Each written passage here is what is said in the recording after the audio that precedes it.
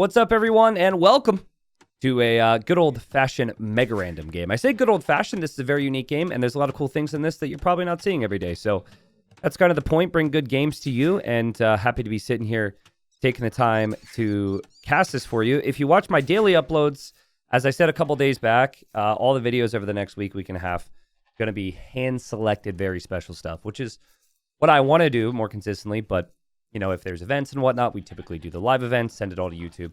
And it's less catered for y'all. So anyways, I love you guys. Really fun game here that I played just a couple days ago. You can see the elos for myself and my opponent at the bottom right. Borderline, if not in top 100 for both of us, depending on the time. Now, you guys know me, okay? I'm here in the blue. And watch this. The deer's right next to my TC. And I freaking botch it. Yeah, I remembered that. It annoyed me. Anyways, here I am. I'm playing as the Saracens. It's a 2-scout start on Mega Random, so there's going to be lots of scouting going on. And then here's my opponent, NY4. Now, he does have a bit of a longer name, but we'll just call him, like, maybe Naya or NY4.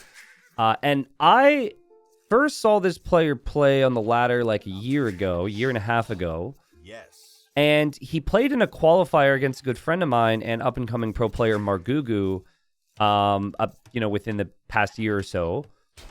He won the first game against Margugu, which was, like, crazy unexpected. Everyone's like, what? And he ultimately lost that series 2-1. But I looked him up. I found some information.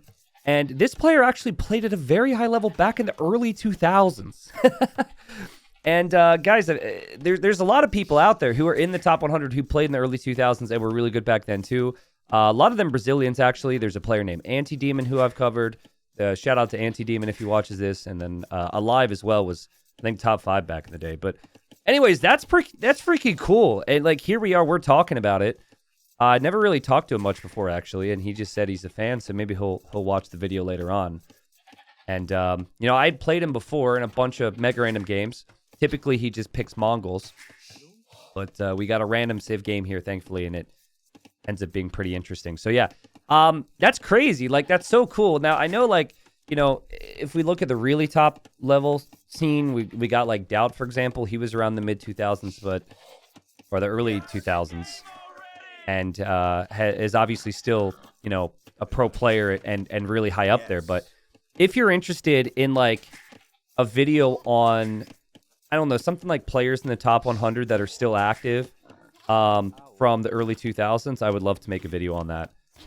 Majority of the players you probably just don't know because a lot of them are just like either not competing in tournaments or they're just not that top like 30 talent. So anyways, this player's from Brazil. He's playing Ethiopians. We started with 2 scouts. Now, let's break this down a little bit. So obviously we can get more vision with the scouts, right? But the other thing about a 2-scout start that players will factor in is the fact that you're pop capped at the start, so you always get loom, right? Instead of just sitting there not creating a villager, you get loom.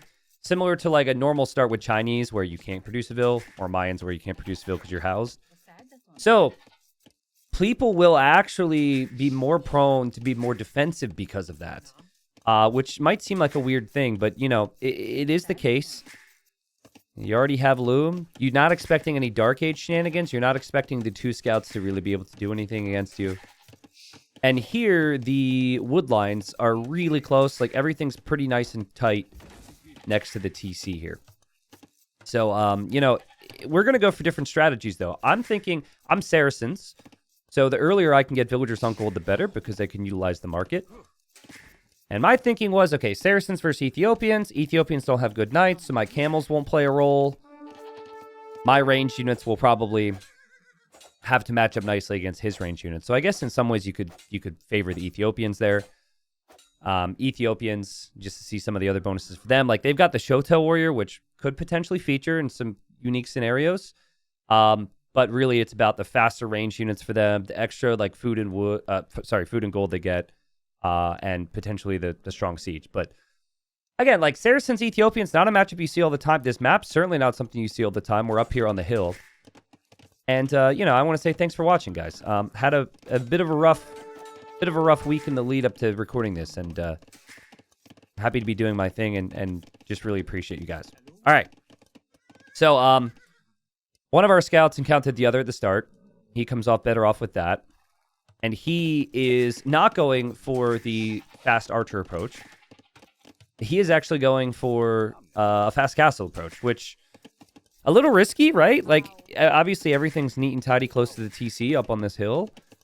But the berries are still exposed. The gold could still be exposed. He seems to be thinking about that, though, because, like, you know, normally you wouldn't have so many on berries. I think he's actually taking the berries as fast as possible now with 6. And he's got 2 villagers on gold. As we know with Ethiopians, he's actually going to receive some additional gold. So he should be good there. Now, I'm trying to get an idea of what's going on with him right now. There's my archery range. Again, my thinking is, obviously we want to get some damage in. But if need be, if the alarm bells start going off for me, I can use the market with Saracens. Saracen archers destroy buildings faster. The Saracen archers have full upgrades.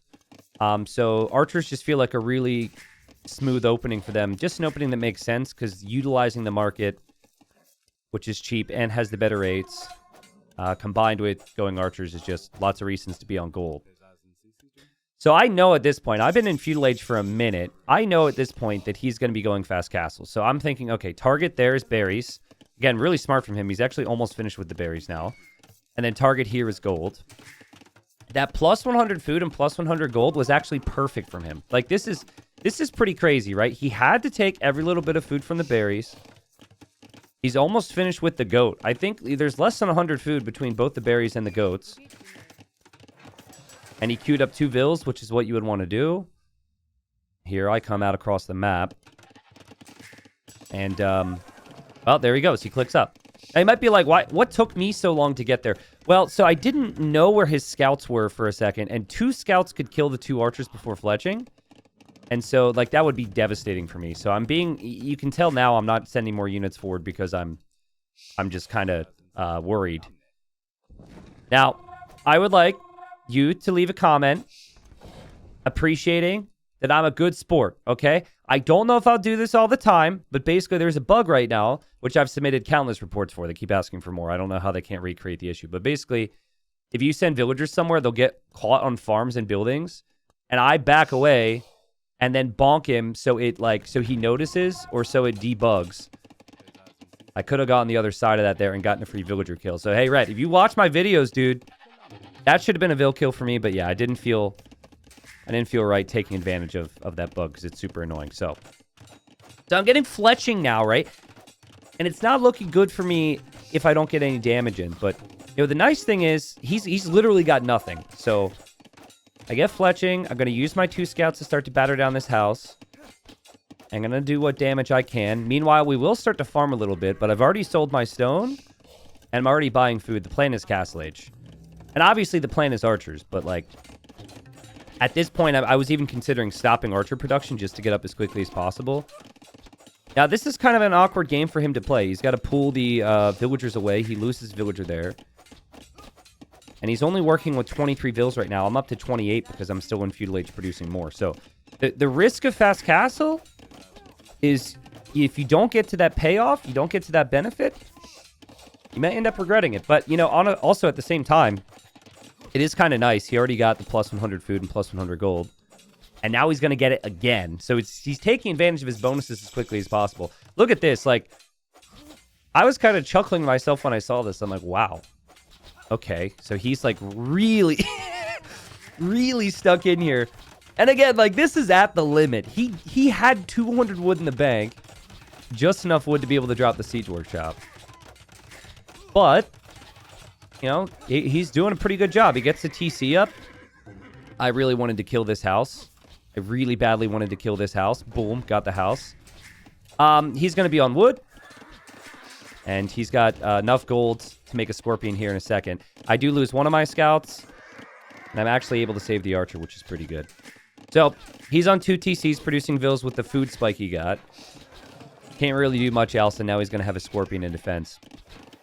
And I'm trying to, like, figure out what's the plan. Because I'm on the way to Castle Age. Still have some archers that I'm considering upgrading. Have lots on golds. And I see the scorpion there. So So he lost the Vil. It was very stressful for him. He invited some pressure, but at the end of the day, he's on food, he's on wood, he's on gold. Obviously, we'll want a few more farms as time goes on, but this is actually pretty good for him. Now, guys, I was so proud saving this archer, and I can't help but feel like this is karma for all the times I have said woo, woo, woo, woo, woo when someone else has lost a unit to a wolf. And I lose the villager, the archer to a wolf. I mean, come on, game. What is that? There's not even that many wolves around. That was a good little spot, too. I was going to park the archer there just in case he wanted to take gold later. So you look at it from my perspective now. I added... did I add the scout? No, I don't think I added the scout. No, that's, I think, that my original scout. Anyways, I've got the scout. I see he's got multiple scorpions now. And, you know, I was really thinking about how to approach this. If this is a normal game without the massive hills that we haven't really talked about, I would go like siege in the middle of the map and siege's base, right? Right, like siege v siege. But that would be awful here because firing uphill is just so difficult. So I chose not to do that. And I wasn't, I mean, so half the time I'm never certain on what's good on, you know, if I played like 4 games of the day, I'm just like YOLOing at that point, which is where my best content comes. But anyways, like I'm not sure if this is good, but like he's on 2 TCs. I got to get some real damage in. And so here I go with the Vil. Now he knows I'm up and he might be expecting a knight or something. So the second I'm in Castle Age is when he has to be concerned. That's exactly what I did create. I had small trees on, didn't see the knight. So yeah, again, one of those things where I'm not necessarily all there at this point in time. And I was a little concerned those scorpions are going to be around still, and I really wanted to build the siege workshop here. I mean, it just made sense. Like, that's where most of his wood is. It would kind of, like, force him down here. I'm looking around right now to kind of see, is he down here? What's the plan? But he's on 3 TCs on top of the hill. I just do not want to fight uphill. Meanwhile, I leave my hill. And you'll just see me using the market nonstop here because it's just utilizing the Saracen bonus. And I get the second TC down at the bottom of the hill. Felt natural because there's a lot more wood down here. Still scouting around. I really didn't want to lose this Vil. And here she comes. She's going to walk around the hill. He's just booming. And he's quite a greedy boomer, I have to say. He's done a great job. 10 villager lead. And a beautiful attack round there from him on the scout. That was definitely an attack round. And now I won't be able to see he's expanding, so it's kind of perfect for him. And here he goes. Would be kind of nice if, like, I could outpost through the middle of the map at some point, I was thinking. But there's the siege workshop. Now, he knows I still have archers. Did feel like my eco was stretched really thin to go for all these upgrades for just 8 archers, but it also felt like the natural move. And as my knights come in to pick off a scorpion, I could be happy with that at least. I was able to save these crossbows. But it is boom time from him. Here's the TC. This is where I start to think, okay, where is he going? If we're going to have pressure him from this side, we don't want him to go down here. It was a big focus of mine. And Mangonel is going to be on the way. Also going to want to add a monastery there just to heal up my knights. Now, I didn't notice this right away. And I react just in the last second, and unfortunately, I lose the knight. Like, that's unfortunate. I could have still had that knight around. But now I'm like, well, crap. He's 4 TCs. And yeah, he's got a 12 villager lead. But what he doesn't know is that things are going to be a little awkward for him here. He thinks that he's going to be able to use, like, this whole area safely and just protect the front of his base. And now he's got 3 scorpions in defense, and scorpions in defense don't really help. I'm kind of prowling around with the knights, with the crossbows. But, you know, the tricky thing for me that's so important is I get my eco right at home, right? It's not looking great. So I've really got a lot of focus on aggression right now. If that doesn't work out, it could be problematic for me. I have collected more resources, but that's always a bit weird with the way Capture Aid shows it because it doesn't factor in the market usage, to my knowledge. Look at this again. Boom! Attack round out of nowhere. Like, his attack rounds are sick. I lost the scout earlier. Now these knights are weak. Now I have to heal up.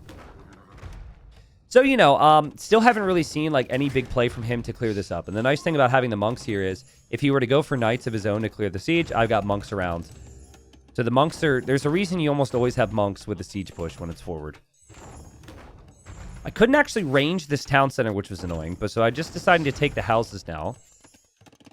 And down here, he's starting to build up ranges. So now we're starting to see him think about, like, the natural composition for the Ethiopians, which would be archers. And I don't have anything at home. The weakness of an attack like this would be, you know, you just have no defense. I was able to see him there. Getting Town Watch now gives me a little bit of extra vision on all my buildings. That's just a goat, and that's just a goat too, for those wondering. And, oh my god, guys, I'm going to house him. Every time I'm casting, I tell someone to take out houses and, you know, just to house someone. But, like, rarely does anyone ever do it. And usually when you do it, the person's already got enough houses. But I'm actually pop-capping him. Oh, that's satisfying. That just made my day. Yep, 80 out of 80 pop. Can't produce out of anything. Let's go. Let's go. He's going to produce, like, build a bunch more houses now. But that's a 30 to 40 second period where he hasn't been able to produce out of any of his buildings. Help me catch up with villagers. So, you know, I'm going to outpost around. I could see he's got eco back there. But I know he's got siege defense. Now, this is where I try and get a little fancy, okay? I'm trying to hit the other area. And so I'm trying to micro crossbows, knights, which are different speeds. And I still had the siege there, and he picks off 2 of my mangonels. I'm realizing that I kind of have him covered. Like, I will see him if he comes to my base, except for if he comes to my base from down here. And so that's why the outposts are going to start to come up for me. Speaking of outposts, he is Ethiopians. Ethiopians have amazing outposts. Oh my god. Okay, these monks. This is actually really funny. This should be on YouTube Shorts or TikTok or something. Look at this. These 2 monks are just chilling, right? Just chilling. They don't know that they're about to get hit in the face with rocks, and they're like, I got you, buddy. Let me help you. And then they die together. Pay attention to your monks, people. Pay attention to your monks. But listen, anyways, I didn't pay attention there. And so that's what? 2 mangonels down the drain, 2 monks down the drain. And it's just not the type of situation I would want with my micro. I'm gonna, like, you know, say that it's because my macro is fantastic now. It's getting better. But, you know, at least the Vil count's even. And my outpost gives me, and my army gives me a little bit of vision to show me that he's moving down here. So this is like all, honestly, in terms of the attack, this is a lot of me right now. Me. And we're waiting for this pushback from him. But, you know, I'll give myself some credit. Like, I feel like I've done a pretty decent job applying some pressure. He's done a great job with defending. Didn't actually mean to make cav archers, by the way, but, you know, I'm aware he's got units back here. My siege is getting some pickoffs on this side. He's a little overwhelmed. He's also got an army here, which I wonder if I could have fought that and won the fight. It doesn't seem like he actually noticed. But here my units are attacking a farm instead of units. I'm obviously not looking here. Almost lose the units there. Almost lose the siege as well. Lots of stuff going on. But I see now, as I'm thinking about him, that his crossbows are moving this way. Okay? So, like, I still have this little attack. I still have this area locked down. I actually have a relic there, too, which is kind of nice. I saw that he's moving this direction because of my outposts. Where I'm concerned here is he's Ethiopians, and he has more crossbows than me. And this is a great example of why what I'm doing cannot be your end-all, be-all, right? Like, why you need to plan for other things eventually. Because now I'm like, I think I lost track of this army. I think I realized it might be coming to my base. I'm going to move forward to try and raid him. But I've got to drop a castle in my base, and I'm going to start to mass archers from home because I know he could be on the way. The castle's not necessarily bad. Starting to drop more ranges, and I clicked up to the Imperial Age. He is getting ballistics, an upgrade I don't have yet. And from his point of view, this is an absolute nightmare. Like, this is a really annoying position for him to deal with right now. He kills a monk as well. But his crossbows have gotten to my base. And watch my idle eco. It's been pretty low this game. I'm able to kill 2 scorpions here with the knights. But my idle eco time, I'm not even sure it's going to be fully trackable here. it starts to go up. I've got 15 villagers in this castle because of an army of 10 crossbows. I've got 15 villagers dropping a TC because of an army of 10 crossbows. I've got villagers from this TC, around this TC now hopping in because of these same 10 crossbows. And so this is a moment of respite for him. This is a moment where he can kind of stabilize a little bit. I'm not pressuring him in any real way. He was able to take care of everything I had in the north at the same time. And one little counterattack, and me just not being prepared with army numbers, kind of threw me for a bit of a loop there. I do have to send villagers like back to, you know, the right resources and whatnot. And the worker efficiency last minute should be...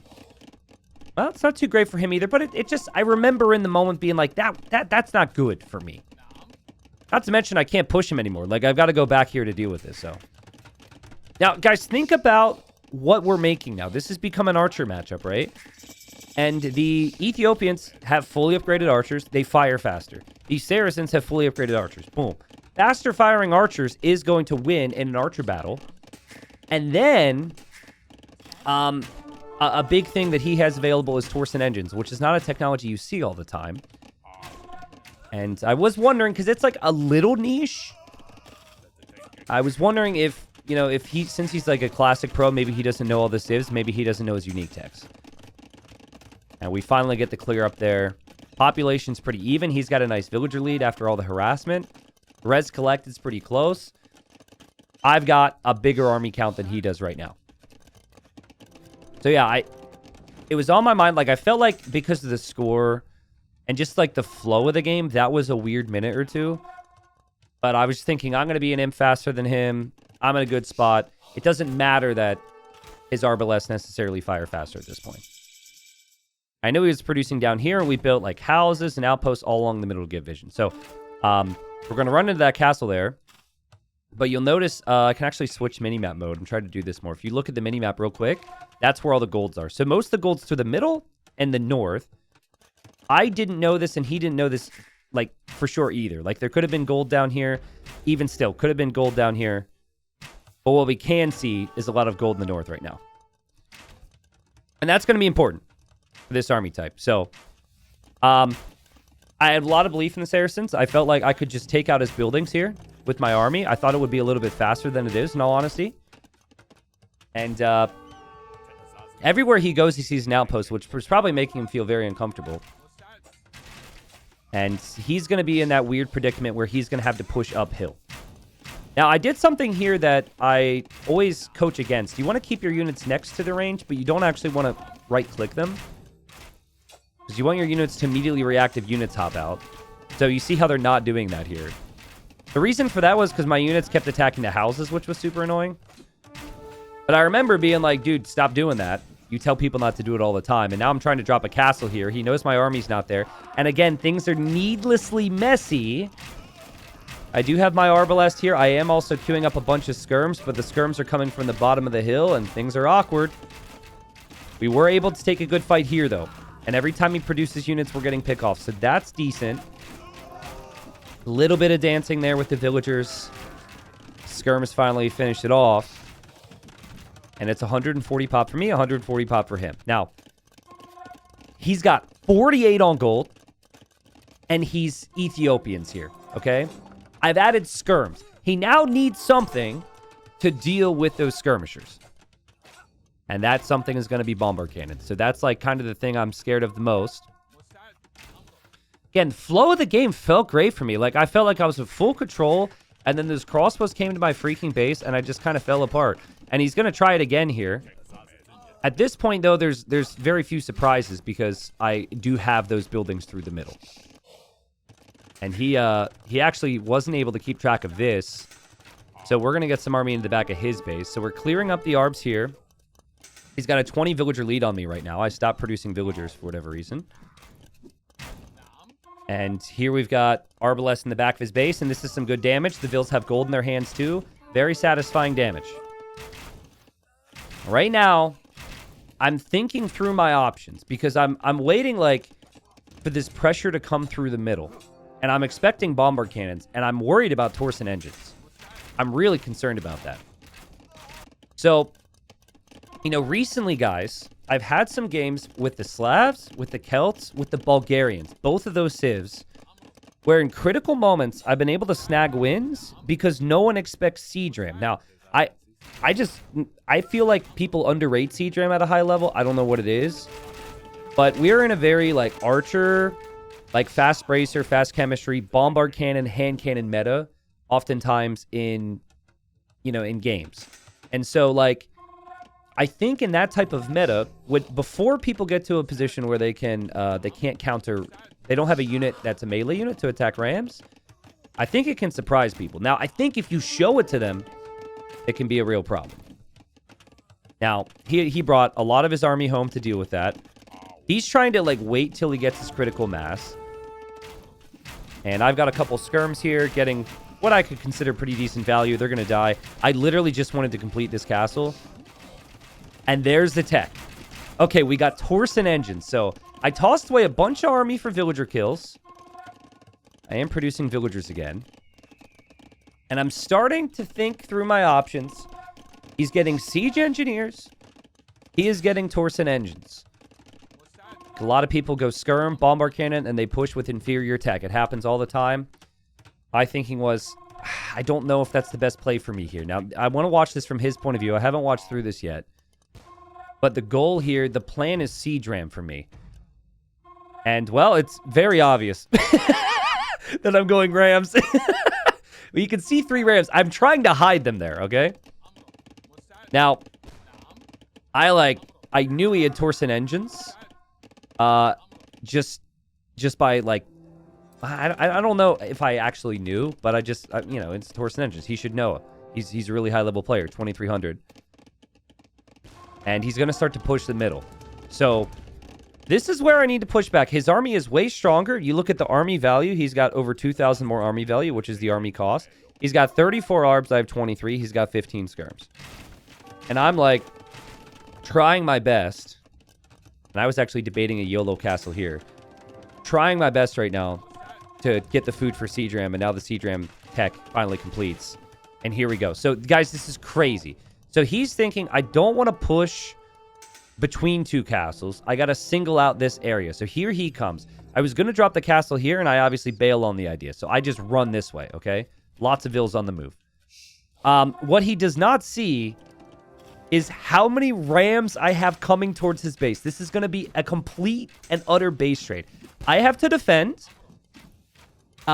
with very little army, and he has to defend with very little army. And so you can see he's dropping the stables, so he's thinking about maybe a hussar switch at some point. But here we go. I put villagers inside the rams. I didn't have any infantry. So I don't even know if it helps as much to put villagers inside the rams, but I put them in anyways. And here we go. We're going to push that castle, and here he goes. And guys, all my ranges are going to go down. Like, I'm trying to produce skirmishers in defense. I do have a couple ranges up there, but this is a problem. But we're ram training, baby. Choo-choo, choo-choo. And we've taken out the castle. We've taken away that middle gold. And here we go. Meanwhile, I'm thinking I can just patrol in with skirms, and I can kill his arbalest. The problem is, again, the bombard cannon. So I'm thinking, all right, now I need something more than skirms. Maybe onager could be good. And so I'm trying to keep my arbs with my rams. I need something to kill any ram resistance. And we're going for the siege workshop. We're going for the castle. I mean, he just completed masonry. He's adding mangonels. He's doing everything he can to stop this. And we just won't stop pushing, baby.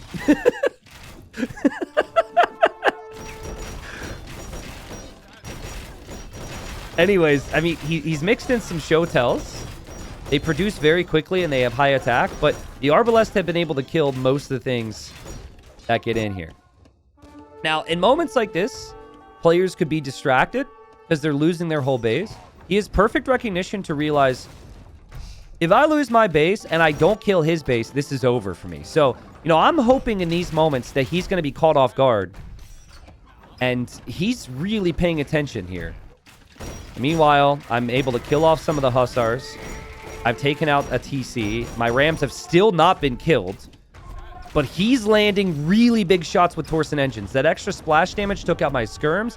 It took out my onagers. But I had 2 bombard cannons. 2 forgotten bombard cannons. I wasn't even planning for this. I just saw them. And so I'm able to snipe his bombard cannons. I'm able to take out his trebs. I panic bought stone just to keep the castle up. And so I will hold here. And meanwhile, the Rams are just still going. He actually got... Did he get housed? I want to double check this. Did he get... Oh, shoot. That's interesting. So I don't know how bad it was. It does seem like he's got Hussars in queue and he's pop-locked because of the castle going down. Yeah, because I was going to say, like, he had a lot of food. It feels like he got pop-locked, and obviously whatever he did have was getting caught by my arbs, too. So he probably was thinking that the units were going to come in here to deal with this eventually. And I am thinking, well, thank God we've held this. Holy crap, hi, YouTube, right? I even thought, like, sometimes I have these thoughts where if I'm going to, like, bring a game to YouTube, I'll do the thing community gamers do and, like, chat to my audience, you know? But that's just too much work. It's kind of funny how I've got villagers in his base right now. Again, I wanted something for in the Rams. And his arbs are running back here. And, guys, we just completely wiped his base. Crazy, right? He lost most of his TCs. He lost 2 castles. He lost a bunch of houses there. And he's in stabilized mode. And that was a way that I was able to somehow neutralize that type of aggression, which would be way stronger than anything I could do. So, let's look at worker efficiency last minute here for a second. Worker efficiency last minute, not as bad as I thought it would be, actually. But mine's much lower than his, which tells you something. And I know he's got a big army now, and I know he's got Hussar. So, Saracen could go camels against the Hussars, but then camels struggle against the Arbs. So my thinking was, we buy up stone to drop a castle here. And then since we already have all the ranged upgrades for skirmishers and arbalests, I thought if I could afford heavy cav archer, that would be my best play. I already have the ranges. I don't really have a lot of food eco right now, so it's just a unit that costs wood and gold. And Saracens, you don't normally see Saracen cav archers, but they do get full upgrades on them, so it felt like maybe the right play. Now, it would have been epic if I ram pushed his base and the game ended, and it's like, bam, what a finish, right? This game continues on, because his eco is actually looking much better than mine. He's got 50 on food. He doesn't have the villagers I do, and he is struggling for gold access, but he still has 2,000 gold. So this is now where I utilize auto farm, which is, of course, a relatively new feature. Like, I'm going to need the food eco. And you see there I snagged the heavy plow upgrade, which I probably should have had before. And I'm just going to grab vills. I'm just going to spam click on mills. I'm going to spam click on the TC. There is a lot of lag with it because I'm playing a Brazilian here, but it's still worth it for me because I don't have to think. And, you know, that's the biggest thing about the feature, in my opinion, is just the fact you do not have to think.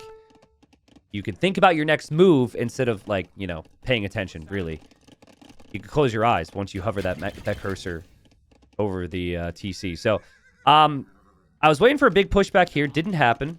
We've been able to get my food eco up. It's still working on it.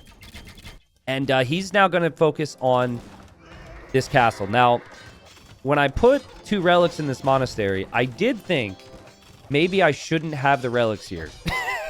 Because it's next to his base. But I didn't really have time to change my mind and move it around. It was an eventful game.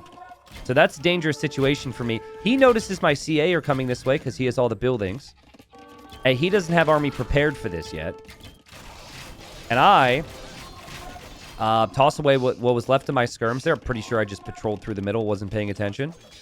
Classic. But was able to, you know, disrupt them a little bit. And I think I had... Oh, he misclicked, I think. Maybe I did it. I think he misclicks his bombard cannons forward. I did not notice this in the game. Yeah, so he just tried to re-click it on the castle, click the siege workshop, and lose his 2 bombard cannons. That's brutal. I think both of us have kind of shown that we're human in this game. But it's been a great fight, and he's up to 200 population. So he's going to have 50 arbalests, which are still insanely strong. I'm currently sitting at 31 CA. But I'm trying to get my food eco up and running. So I'm able to also go for Hussar. Ethiopians, they don't get bloodlines. So only 75 HP on the Hussar. And they don't get the final armor, which means they melt a lot faster. Saracens, yet again, it's like not a civilization you think of as a Hussar civilization, but they have full upgrades on Hussars. So, like, Saracen late game's insane. Siege Ram, Siege Onager. This is before we talk about their unique techs. Barista Man. That's not how you say it, but, you know. That tech's actually underrated, I think, with healing. And then counterweights helps the siege. Maybe I could, you know, have justified that. And that's before, like, in some situations, Mameluke just kind of can overrun everything. So, guys, I like to be a stubborn guy, all right? I like to be stubborn, and, you know, usually I don't get away with it. But this little position here, so important in the early game, kind of for the setup. And now it's offering me a lot of potential. Like, he always has to protect his bombard cannons, because if he doesn't, I'm going to snipe him. And so it gives me opportunities to run down here, kill villagers like I did. And now, you know, hop out with a couple Mamelukes just to kill the Hussars. And now I just got more Rams, baby. Anything I can do to keep that castle up, because I don't want to lose those relics. Cav archers dive in. I'm able to snipe some cannons there. And get the hill over the Arbalest, which is pretty nice. And his bomber cannons do have to back away, but the castle, unfortunately for me, ends up going down. Remember, this whole time I've been able to take gold in this area, so I've brought in a lot of gold. I'm going to be up to 40 cav archers here. And the big thing you're looking for that I have and he doesn't would be castles in late game. So that's what we're working with. We've got a castle here protecting this area, castle in the middle, castle in the middle, castle in the very middle, castle in the north. Like, we've got the perfect castle setup for late game.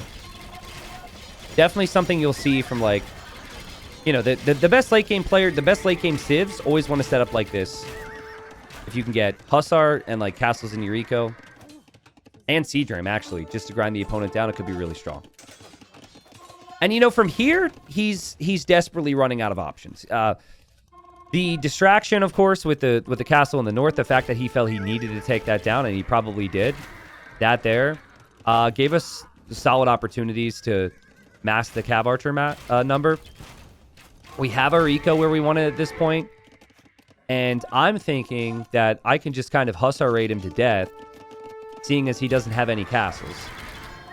And I'm thinking we're moments away from the GG. I mean, there's 2,000 gold left on the map, and we have control of most of it. Here's 1,200 of it. I think the other gold is somewhere. Oh, it's over here. Okay, so he does have that. But he's going to have to push the middle, and push the middle fast, and he's going to have to push up this hill. I've got 4 units stuck, like a pro. Couple raids coming in here, and his population's still 200. This is kind of like his last little attempt at a hold. This is his last attempt to win the game, excuse me, just because when he'll lose the vills, he gets all the population space for army. But again, we swoop in. And, yeah, able to snipe the bombard cannons. 5 bombard cannons down. And I didn't even know where he was getting the gold in the first place for those cannons. And so, again, in my eyes, I feel like we've kind of got him exactly where we want him at this point. So, what do? I take an awful fight. Why did I run up the hill? Why did I not get to the top of the hill? I don't know. But then I misclicked the house. I'm just... It's just not my finest moment, okay? I'm still annoyed at myself for that. Just casually tossing away half my cav archers. But in all fairness, there's also the focus of trying to ram push and Hussar raid the side. And we've got 40 Hussars in queue. We're Saracens, so we could sell off food, get pretty decent prices. I think what I didn't do that I needed to do was like 3 or 4 rams here with Hussars. Just steamroll all the houses, steamroll all the stables. Just getting stuff into the back of his eco is going to be the killer blow in the first place. And so after that blunder and throwing away my cav archers, I'm now massing my cav archers, and I have them pulled back into safety. Actually do have a couple here. And we're just relying on the rams again. Like, here's the thing with siege rams. The upgrades to get there only cost food, right? And then if you combine siege ram with army, there's a lot of time that their army is not attacking your army. They're simply attacking the rams. That's like the main benefit before you even talk about how fast they destroy buildings. And so again, I think in situations where your opponent doesn't have melee units, so a lot of archers, if you mix in rams with your army, it is so strong. And I mean, we saw it here. Being able to push right through the middle of the base, you're not going to do that in any other way. If it's a bombard cannon war, I lose. I just think it's an underrated play right now. I think the big thing, though, is if people see it, then they might prep like some type of army to deal with it in advance. But I mean, he was kind of working on it. Whatever army he had died to my Arbalest here. I think the best use cases for it, while we're like kind of discussing it here, I think the best use case is probably Halb Siege Ramp. That could be really strong against someone who's going for a lot of knights, but I've seen it work in archer situations too. 80 on food for us at this point. I'm thinking I like have the relics. He doesn't have any. I have the superior hussars. He's going to be dead at some point. He's like, I've been playing this game for 20 plus years, bro. I'm not resigning because of this. He's got 160 pop and still fighting like a madman. And we almost take out the TC, but we're slowly wearing him down. Here his TC is going down, which I didn't even know was there for a while. And his eco's wide open here in the south. And he still has, like, the Arbalest group. But, you know, he has to chase me all the time. And we have the benefit of mobility here. And so, you know, by the time his Arbalest get over here, he'll have taken heavy losses.